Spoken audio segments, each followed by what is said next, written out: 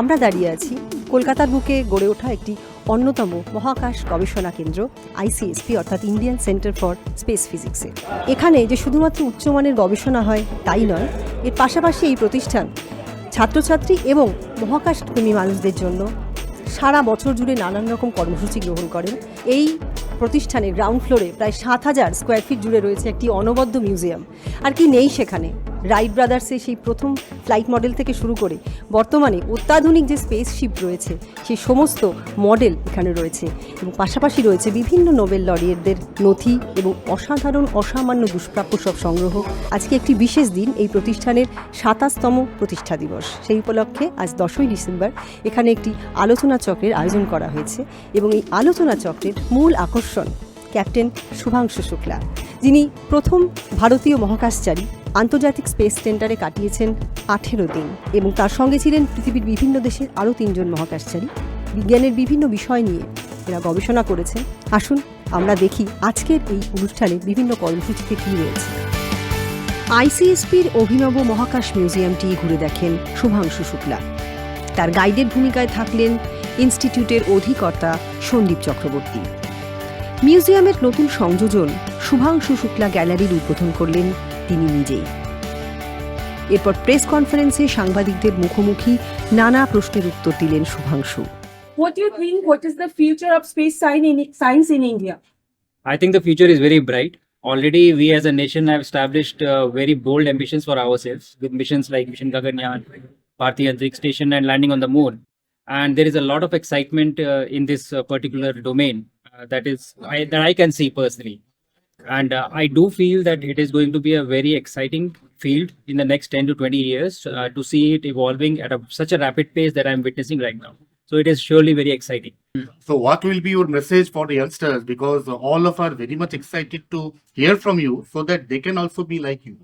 Yeah, I think the youngsters today are extremely capable and very talented. When I look at them, when I interact with them, I'm always impressed what kind of talent they are bringing to the table. My message to them is this, that we as a nation are going forward towards very big and bold dreams that we have set for ourselves. And we need all of you to make that happen. So you have to own accountability and responsibility that it is your job, it is my job to take India from here to being a Viksit Bharat by 2047. অনুষ্ঠানের প্রধান আকর্ষণ ছিল ইনস্টিটিউটের JNC অডিটোরিয়ামে শুভাংশুর বক্তৃতা এবং panel discussion. কয়েকশো ছাত্রছাত্রী ও বিজ্ঞান উৎসাহী মানুষজন উপস্থিত ছিলেন সেখানে। অনুষ্ঠানের প্রথমেই পুষ্পস্তবক দিয়ে তাকে বরণ করে নেওয়া হয় ইনস্টিটিউটের তরফ থেকে। তার মহাকাশ যাত্রার অভিজ্ঞতা নিয়ে একটি আকর্ষণীয় বক্তৃতা দিলেন শুভাংশু। আমি এখানে আসাতে পেরে খুব খুশি। Professor was mentioning that being about Rakesh Sharma has also been here. He was the first Indian astronaut to go to space. He went in 1984, and I'm sure a lot of you would have been around when he went to space. Even I was not. I was also born in 1985, so I did not see that happen. But we were very excited. We heard about his stories. We heard about him. But what was being mentioned, the follow-up of that mission, there was not a human space program with our country at that point of time. So we had to wait 41 years when I went again this year in June and carried a flag to the International Space Station for the first time. And what was very heartening to me, when I was interacting with our Honorable Prime Minister from the space station, for the first time ever, Hindi was being used on the International Space Station. And that was very symbolic, and it was a very proud moment for me. And I feel that it was the journey of all of us together, and we reached the orbit, and now it is our time to make it happen from our soil, our launch vehicle, and our capsule, which we will do very soon. This is the home that we have. We don't have anything else. So I have written something as overview effect in the last line. Whenever you travel to space, the astronauts have something known as overview effect. And this overview effect is an umbrella term to describe the change in thought process or the psychological shift that astronauts get when they travel to space, given that they have a very unique perspective. And for me, what that was, I would, probably try to put it in very short form would be the oneness of the planet, the strong feeling that this is our home, not a particular place, not a particular region, not a particular city, not a particular country, but the entire earth, that planet, that feels like your home. And I was finding it very hard to explain it to people as to why should it be so? Why should it be so difficult, or no, this feeling should be strong? And then I thought about it. Why do we think like it? So I have an analogy which I talk to people about. When we are kids, there are kids sitting here, school-going children. When you go to the school, your home in some ways is your identity, your parents, your brothers and sisters, your friends at home. And when you leave your school, you go to a college. To everybody in the college, your school is your identity, that I'm from such and such school. And when you leave your college, you go to, in your jobs or somewhere else, your college becomes your identity. I'm from such and such college. When you leave your city, you go to some other city, you are from your city, that you become kind of, your sense of identity comes from your original place. And as an extension, when you leave your country, you go to some other country to work, your country becomes your identity. And very naturally, when you leave your planet and you go outside, your planet becomes your identity. And it's a very strong feeling, you cannot really miss it. And that is the closest thing that I could find of a good explanation of how to describe what we feel when we go out and when we look at this planet from the outside. So that is what is called as one of the effects of under the umbrella term overview effect, and that is what was very, very strong for me when I traveled. But just looking at Earth from the outside, it is massive. It fills up your entire window. You cannot see the entire of it because we are very close. We are about 400 kilometers off the surface. But this is how it is. You see the sunrise and sunset 16 times a day and you never get bored. I can tell you that. Like I said, there is one thing to prepare for it and the other thing is to experience. And when those engines come on, the 9 engines of the Falcon 9 rocket, all your preparation, everything that it just flies right out of the window. You forget everything. Because it is such a powerful moment. It is such a strong event that is happening. And how powerful it is, I have been a fighter pilot all my life. I have flown with machines. I know how the feeling is when something ignites, when you're sitting on top of a machine and you engage the afterburner. I know that powerful feeling. I thought I knew, but the scale is different. The magnitude is different. You're going from 0 kilometers per hour to 28,500 kilometers per hour in 8.5 minutes. And that is a huge acceleration that you feel, your body feels it. And under those kind of G's that you experience, it becomes difficult to breathe. And you have to specifically train for doing that.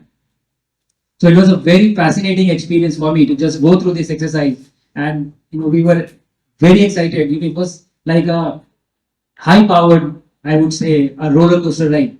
And like kids, we were also screaming. Actually, our commander had to tell us to be quiet. She couldn't hear any calls that were being sent on the ground.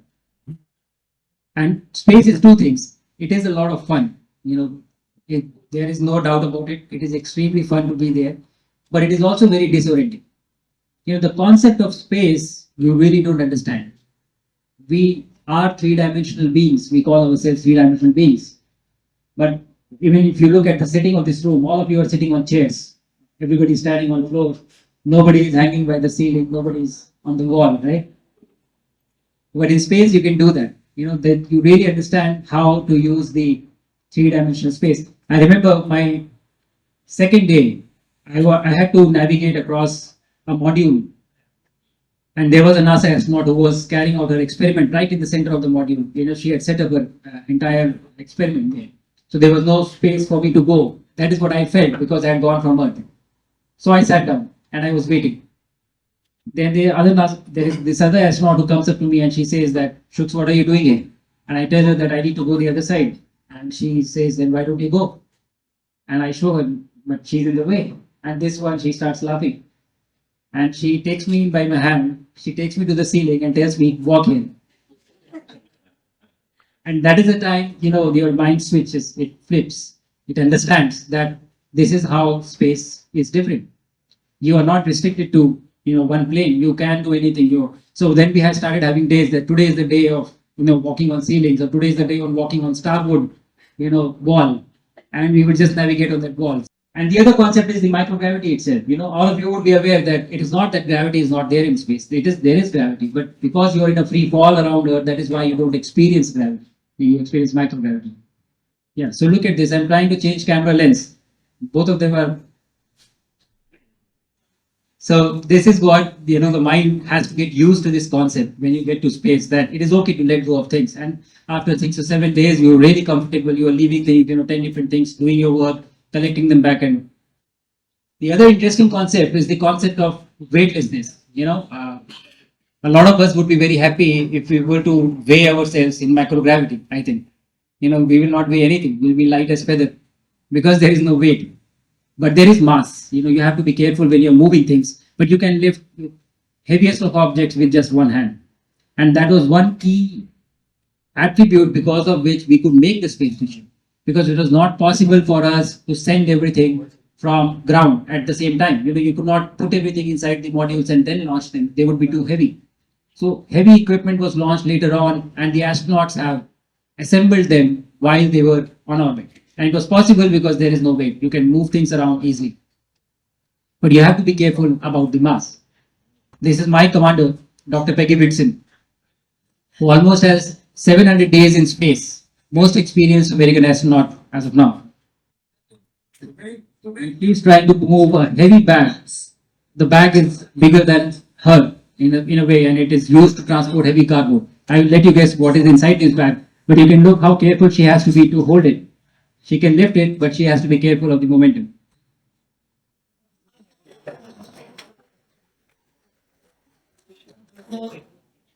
So that's almost 250 kgs of weight right there. And I have one more for the kids here. When you get bored, when the astronauts get bored in space, they also have some fun time. And if you don't have a ball in space, you use a human. The body also undergoes a lot of changes. It has never seen this environment of microgravity. In the initial few days, all the blood from your leg pulls up, it goes in your head. Your heart slows down because it doesn't have to pump blood against gravity to your head. It will be a lot of blood otherwise. You are floating in space, but so is everything inside your stomach. So you don't feel hungry. I remember I had to force feed myself for initial first 3 to 4 days. And it was very challenging because you don't feel hungry at all. You also become taller in space. You grow in height. Because there is no load on your spine grows. And you grow tall by about 5 to 10 centimeters on an average. And every time I say this, there are some friends who are talking amongst each other and pointing to someone that you need to go to space. I was also very excited. I'll gain some inches when I go to space. But the problem is that when you come back to Earth, you're back to your original height. Only thing you get is back pain. That took twice. Even when we don't realize it, even right now, when all of you are sitting on these chairs and people who are standing, we are using our muscles to counter the force of gravity. We get used to it, we don't feel it, but we are. And you feel it when you're coming back from space. That is why astronauts, they take due to other reasons as well as this, that they are not able to walk.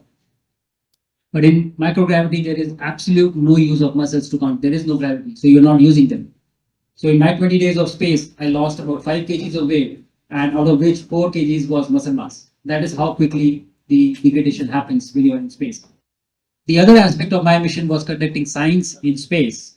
For the first time ever, the Indian researchers got an opportunity to conduct science on the International Space Station and bring back the data. And I was very happy to be a part of it, to be a bridge amongst them and the orbit and conduct these experiments for them. What we learned was how to enable an experiment in space. That in itself is a huge challenge.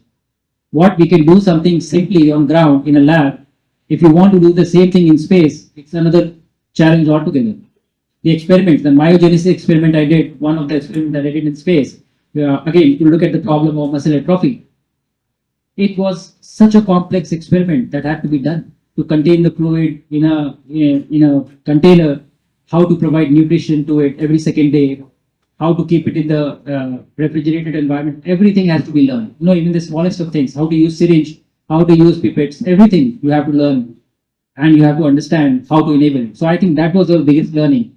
We understand now how does it happen. How do we make it happen when we make our own space station? So I will show to you how India looks from space. It is a night video. If you want to record, no flashes. We will pass over India. I will point out, Bangalore, Hyderabad, Pune. We will see these bright cities, and then very quickly we will cross India, and we will also see an orbital sunrise. So the curvature you can see, the green glow is due to the atmosphere, and the flashes that you see are the lightning that is happening on ground. And this is India emerging. The brightest city that you see is Bangalore, and on top of that is Hyderabad, Pune on the left, and you see these bright flashes happening.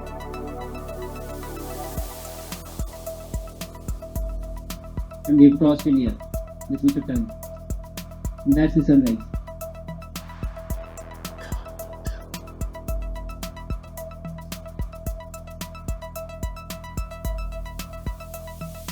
And after doing everything, staying there for 18 days, 19 days, it was time for us to come back home. And we were very excited for that. I actually kind of did not want to come back. I was very happy there. It was a great place to be. It is very peaceful. It has an amazing view. And you really understand and you start enjoying the things after a few days, and then it becomes all right for you to stay there.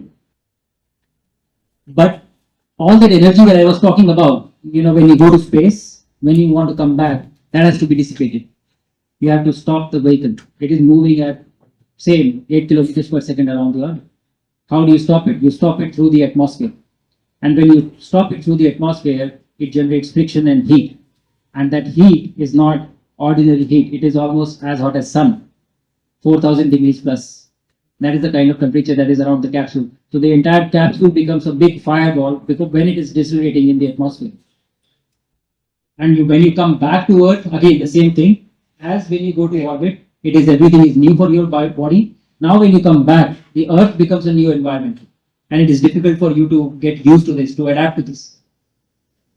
This is a video of me 2 hours after splashdown. And immediately after splashdown, I'm sure you would have seen in the videos, as I'm coming out, I was not able to walk. Even though I felt okay, I was not feeling bad. I was feeling quite okay, but I was not able to walk because my body, my mind has forgotten how much effort it takes for me to stop from falling. Every time I put a step, I will fall down because I don't know what muscles to exercise to keep me from falling. We already have a roadmap of what we want to do in the field of space.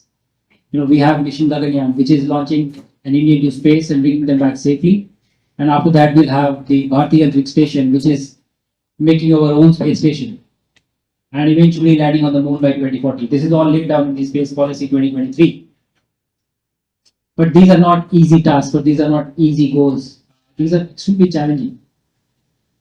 And who will make it happen? People like you who are sitting on these chairs and benches. When you go to space and when you try to solve problems in space, you actually end up solving problems on Earth. We don't even know. These are unintended consequences of you trying to do something extremely complex. We don't even realize that we have gifts of space travel, GPS being one, that we use every day. Now navigating and going on streets without a GPS, it is unthinkable. We can't even do it. But this all started from here. The duct tape that we use without, even thinking is a gift of spaceflight. The Velcro that we use on all our clothes. Battery operated power tools are a gift of spaceflight again. So, very small examples I am taking, but there are many more. But it happens so that when you try to do something which is extremely difficult, what we are trying to do when we are going to space through human space missions is we are trying to create life in an environment where it should not exist. There is nothing there that says that life can exist here. We have to provide air, we have to provide water, we have to provide everything artificially. So when you try to solve such complex problems, you end up solving many more problems here on Earth. These are the unintended solutions that you get, which you did not even think of in the first place. And what will happen when we do this as a country, as a nation? You take a big problem that you want to solve. And how do you solve that problem? You have to start by targeting the education. And that comes to the first level, the first pillar of the triad. Solve the education, give the right education. This education gives you the right workforce. You have skilled workforce available. And that skilled workforce goes into the industry. So this triad it comes up together and it lifts your entire nation together, towards prosperity. Not just going to space, but also solving a lot of problems here on Earth. So even if you don't be the astronaut who goes, you still can be part of the journey. And that is what is exciting. That is what is going to happen when we develop this as we go into the future. We are going to create a lot of jobs. All the fields that I have written on this slide, you can be in any discipline, and space still has space for you. That is the kind of potential that it has. And why do we do all of this? The overarching dream that we have of Viksit Bharat 2047 that we have written. I feel that space exploration is really going to be a very big sector which will help us achieve this dream. And you are all going to be the fuel for this. We are going forward with determination and with capability, with resolve. And I feel extremely proud to be a part of it. So to all the kids and everybody who's sitting here, my message to you is this: what I gave from August. Sky was never the limit, not for me, not for you, and not for Bharat. Jai Hind, Jai Bharat. অধ্যাপক সন্দীপ চক্রবর্তীর বক্তৃতার বিষয় ছিল মহাবিশ্বে কত দূর পর্যন্ত পৌঁছতে পারি আমরা। India was trying to do things for the good of the people. This is a huge country, huge inertia, 140 crore people, So India is slow, but steady. It is irreversibly it is going on. Nothing happened so far which is as catastrophic as Apollo 1 or Challenger or Columbia disaster. No, we hope nothing will happen like that. So India is very cautious, taking small step at a time so that the progress is irreversible. So that nobody, either political wing or something, say, no, we must stop this program. Okay? Because people are dying. So these kind of things could disrupt the program. So that is why India is doing it at its own pace. Going to moon is fine. We are going to go, as Captain Shukla will tell you when and how we are preparing for it. We can go to Mars also eventually, probably within 100 years. But the space is vast and so much thing to learn. With the questions that philosophical question, that is your brain capable of understanding the entire universe? Second question is, how much of the universe was really needed to create us? Need the whole universe to make ourselves, or only the solar system, or only the region around the earth? We are ordinary animals in an ordinary planet and around an ordinary star. Sun is not special at all. Okay, it's a garden variety star, G-type star, in an ordinary garden variety galaxy, Akashganga or Milky Way. So there are virtually infinite number of places. There are lives. There will be much more stronger, more intellectual than ours. So the idea is, we go for exploration. Now, if you go to solar system, you will see that how lonely we are. This is the sun. This is the sun, and nearby there are 70 stars or so. Within 5 parsecs, there are 4 stars. You can see the Proxima Centauri. It will take 70,000 years to go there at the speed of Voyager. Just keep quiet for 1.36 million years, and a star will come to you. But it will destroy the solar system. So our future, wherever you want to go, you have only 1.3 million light years, not 14 billion light years. So the point I am trying to say is that I like to feel that how tiny we are in such a huge universe, and that even the nearest star, it will take 70,000 years to go. So we are alone. Virtually, we are lonely. এরপর একটি panel আলোচনায় শুভাংশুর সাথে ছিলেন অধ্যাপক সন্দীপ চক্রবর্তী, নাসার বিজ্ঞানী জয়দীপ মুখার্জি, ইসরোর প্রাক্তন বিজ্ঞানী SC. Chakraborty. Origin of the universe, which defies all the ideas we have of the galaxy creation in the universe. We also want to know how we alone. I mean, that's the most fundamental question. That makes us different than any other species on the earth. But along that line, we should go. Which direction? Is it genetic engineering, or it is the nuclear powered? I mean, we are not being, or time travel, how are we going to go to Proxima Centauri? What is going to 1,000 years later is really not in my control. No, what is going to happen tomorrow is not in my control, let alone 1,000 years. But to entertain this idea of what you said in this 1,000 years, I think there are a lot of challenges, a lot of problems that we need to address. Proxima Centauri is really far. Even when we talk about going to Mars, let's say. So going to Mars is a 6-month travel one way, and coming back and then staying there. So 2-3 years timeline we are talking about if we have to send someone to Mars. And in that time period, the kind of radiation that the people will be exposed to will be extremely high, will be prohibitive as of now. So these are the problems that we have not solved yet, even when we talk about Mars.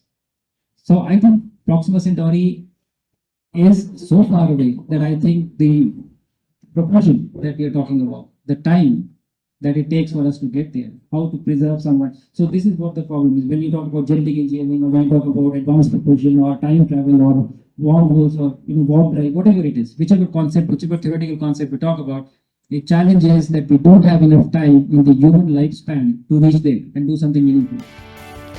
সম্পূর্ণ অনুষ্ঠানটিতে ছাত্রছাত্রীদের উৎসাহ ছিল দেখার মতো। তারা autograph সংগ্রহ করার জন্য পৌঁছে যায় স্টেজেই, কেউ বা নিজের তৈরি পোর্ট্রেট উপহার দেয় তাকে।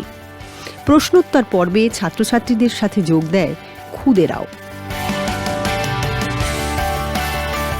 My question to you was, in your opinion, how do you see the future of private space startups in India, and how do you think the private industry will play into the space future of India? I think the future is really bright as far as the private ecosystem is concerned. I touched upon it during my talk as well, that I think some 5 to 7 years back, we had startups in India in the space sector in double digits. Today we have more than 300 startups, and very soon we are going to have the first private sector rocket launch from India. So it is growing at a very rapid rate, and as I was mentioning, that it is expected that we'll grow to $1.8 trillion by 2035. The global economy, and I think India will contribute to a very big share of this, owing to the private sector growing so rapidly in our country. Thank you. To become an astronaut, but how can I convince my parents? Are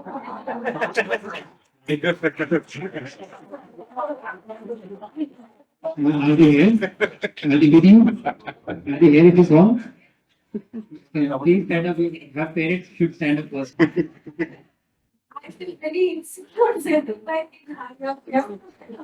they were showing the footage. I was thinking about your mother's psychology. Yeah. So how can I keep my mind? I will give your mother the number of my mother. She will convince him, okay? Even I could like all the parents who are sitting here. I think kids have flights of fantasy, they have dreams. Most of the times, we are the ones who restrict them. We tell them, you can do only this much or you can do only that much. I'm not saying anything. I know out of concern. But I think education is required on both sides, not just for the child, but for the parent as well. Let them do. They are exceptionally brilliant. They will do things. They will do such incredible things that we can't even dream of. You go, you be what you want to be, and if your mother stops you, don't tell her. That is what I did. I didn't tell my mother that I'm applying to be an astronaut. You also do the same. Psychologically, the self motivation and the psychological orientation of yours is quite different. So, what are the things that you feel that should be a special possession of the astronaut? I think psychological, mental strength is really important for you to do something like this. These are difficult missions. They require a lot of sacrifice, So life becomes different when you get into such professions, even as a fighter pilot, and even after that, even more so when you are training to be an astronaut and when you go for missions. So it does require a different type of way of approaching or thinking about things. And one thing that is very important is the resilience that you need to have. Come what may, you need to have a very strong belief in yourself that whatever it is, we will make it happen. We will do it. Whatever it is, it doesn't matter. So I think that is what I feel my strength is. I have always thought at a very young age, this thought came to my mind when I was doing my training in India and just 17 years old that time. But ever since then, I've carried this. I have felt this very strongly that if there is something that a person next to me or anybody on this planet can do it, then I can also do. It is not something very different. We are same. We are similar build and everything is same. So if somebody can do it, and I can also do it. And I think that has allowed me to pursue things and go on and move on with things, even when they were challenging, when they were difficult. What is the future direction of ISRO space missions, and which direction should ISRO try to go in order to make India more prosperous? And so, what would be your role in it? So I think I've spoken about this. We already have laid down a policy of where we want to go. We are doing scientific missions as well. And in terms of human space missions, we have missions that I've talked about. So we have a clear plan. At least 15 years from now, we already know which direction we are going. And I do have a role to play. Whatever experience has been gained has to be used by the system to develop our own systems and machines and the equipment that we are going to send up. So that is what I'm working on currently. And these are the possibilities for you in the future. So when you grow up and you're out in the field, to join one of these missions and be a part of it. How you felt after 2 hours swimming? Like, how much time did it take to reset to the normal conditions? For me, it took about 7 to 8 days for me to be reset to normal conditions. But there are some long-lasting changes in terms of your, the muscle loss that you have, the aerobic deconditioning that happens. Those take time. With training, they come back over a period of time. But your normal day-to-day functioning, for me, it took about 7 to 8 days. Aryabhata থেকে গগনযান এবছর জাতীয় মহাকাশ দিবসের theme ছিল এটি। ভারতের মহাকাশ অভিযান একের পর এক কাঙ্ক্ষিত লক্ষ্য পেরিয়ে সাফল্যের পথে এগিয়ে চলেছে। চাঁদের দক্ষিণ মেরু থেকে ইসরোর বাহুবলী রকেট, এগুলো এখন আয়ত্তের মধ্যেই। পরবর্তী লক্ষ্য গগনযান। 140 কোটি ভারতবাসী অধীর আগ্রহে অপেক্ষা করছেন এই স্বপ্ন পূরণের কাণ্ডারি শুভাংশুর মতো মানুষরা। ছাত্রছাত্রী আর কলকাতার মানুষদের কাছে আজকের দিনটির গুরুত্ব অপরিসীম। মহাকাশ নিয়ে যে স্বপ্ন তারা দেখছেন তাকে একটু হলেও এগিয়ে নিয়ে যাবে শুভাংশুর এই প্রচেষ্টা।